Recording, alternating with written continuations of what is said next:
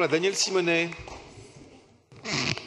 Oui, la ville de Paris va-t-elle acheter des espaces publicitaires pour vanter notamment son recours à des grandes bâches publicitaires sur les monuments historiques pour contribuer à financer le patrimoine? Voilà un peu l'aberration, et je vois M. Heidenbaum qui, très fier de lui, répond oui.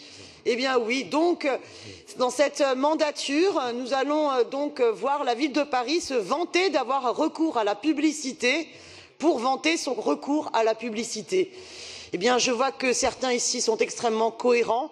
Ils ont dû être bien mal à l'aise alors dans les mandatures précédentes où, au contraire, le cap était de réduire l'envahissement publicitaire. Le cap, c'était celui de porter un règlement local de publicité pour lutter contre cet envahissement publicitaire. Mais on voit bien la logique, celle de l'austérité qui amène à vouloir coûte que coûte rechercher des recettes par le biais de la publicité, qui a fait que vous n'avez pas voulu écouter ni les élus qui vous ont alerté sur le fait que non, il ne fallait pas avoir recours à des panneaux numériques et que ce marché n'était pas conforme à notre cadre réglementaire.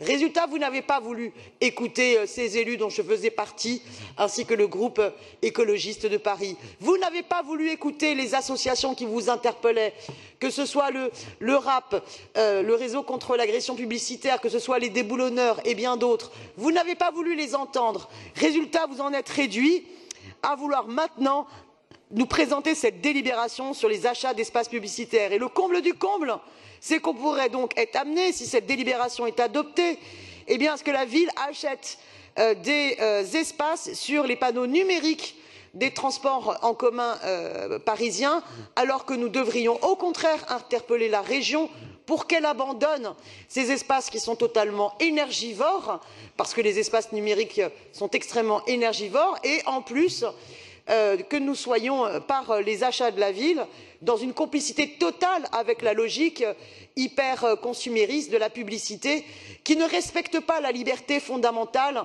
de tout citoyen de réceptionner ou non le message publicitaire, puisque nous en sommes non-stop matraqués. Alors oui, je voterai contre, bien évidemment, cette délibération. Je la trouve totalement à l'opposé des logiques en faveur du climat dont vous revendiquez. C'est une aberration. Et je rappellerai juste autre chose.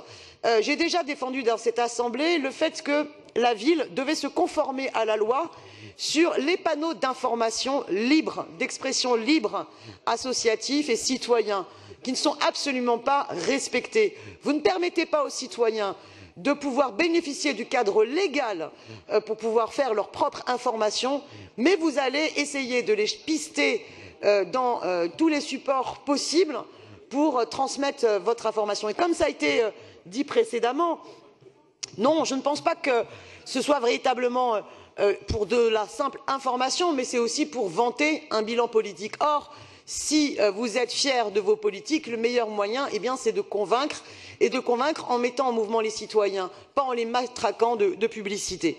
Donc vraiment, je voterai contre cette délibération. Je vous remercie.